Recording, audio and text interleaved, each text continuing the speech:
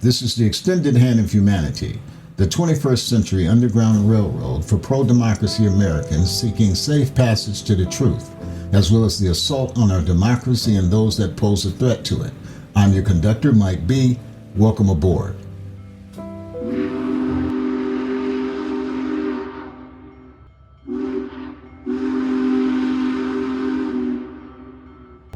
As we enter into the start of the second month of Donald Trump's reign of terror on the American people, the government, and our way of life, the dirty deeds, the gross incompetence, and the power grab continue at full steam ahead. Part of his mission is to overwhelm us with so much that it is difficult to keep track of, particularly for those that have busy lives with family, children, and demanding jobs that require their constant attention. Coming at us daily at a pace that can only be described as fast and furious.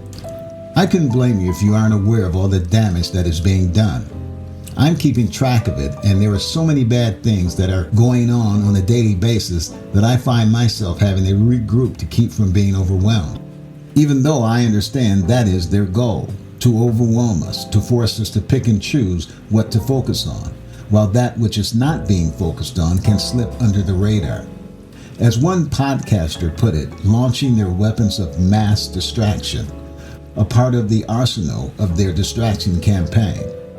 There is so much irony in the things that Trump and his band of misfits do that it's hard to choose if they are ironic or moronic. In their distorted and brutally racist and misogynist interpretation of DEI, decorated five-star General Colin Powell was a DEI hire. Yet it is his doctrine that they're using to destroy our democracy and take away our democratic rights.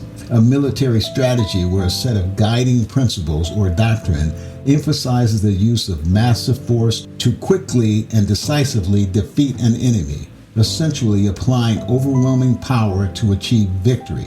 We, the hard-working American people, are being viewed by Trump and the oligarchs that pull his strings as the enemy because our democratic rights stand in the way of them achieving their goal of creating a government that is not of the people and by the people, that instead serves only them and their greed.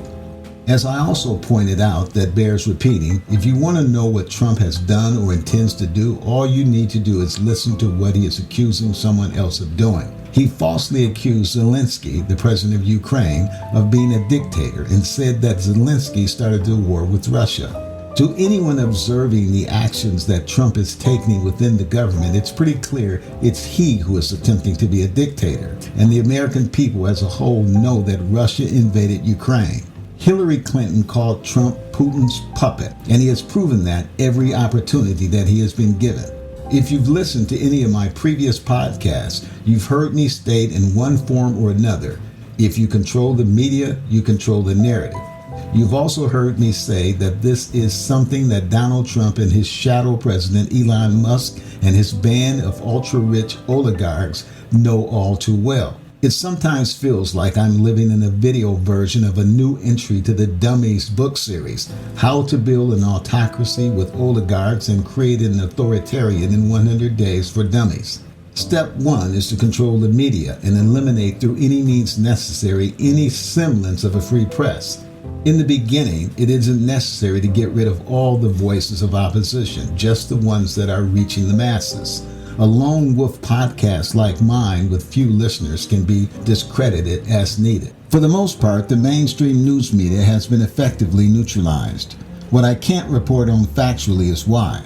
What I can factually report is that any dissension on the part of the mainstream news media to anything that Trump does or says is attacked promptly and vigorously by Trump, his administration, and right-wing MAGA news outlets like Fox News, Newsmax, and several others, ranging from name-calling and insulting reporters and journalists to threats on opening up an investigation on the news outlet and even shutting the news outlet down.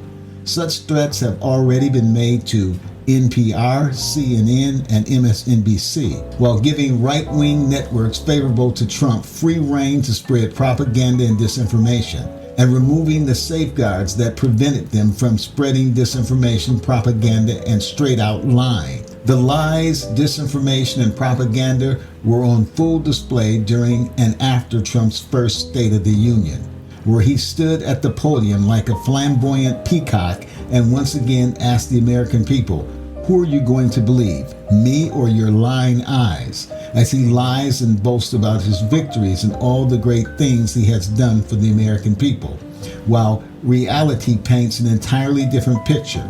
A picture of governmental consumer safety nets being shredded, dismantling of long-held foreign alliances, abandoning of Ukraine when they need us most, giving up on our role as leader of democracy around the world, the beginning of a stock market in shambles, inflation on the rise, food prices and consumer goods steadily climbing, unlawful firing of federal employees by the thousands, small farms at risk of having to sell or being foreclosed, and the omission of the massive and anti-Trump and Elon Musk protests taking place throughout the U.S. in the South, Northeast, and West. There was a time when who you voted for said less about who you are as a person and more about what you felt was the role of government. We had different opinions on policies, but not on what it meant to be an American or who was more American or patriotic. But sadly, this is no longer that time. What happened and what changed is a culmination of several things, but the end result and what it created can be summed up in one word: Trump, the figurehead of the MAGA movement.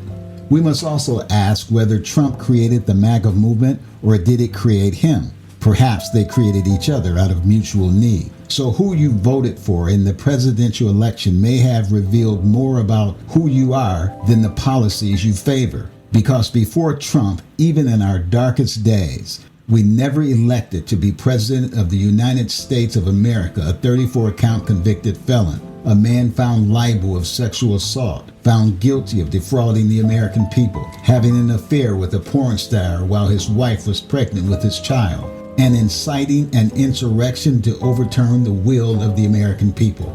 For those that voted for Trump, let's hope they get a chance to right their ship and do it for the right reason. Because right now, those that voted for him feel no shame in their game. This is the extended hand of humanity, the 21st century underground railroad for pro-democracy Americans seeking safe passage to the truth, as well as the assault on our democracy and those who pose a threat to it. I'm your conductor, Mike B. Follow this space.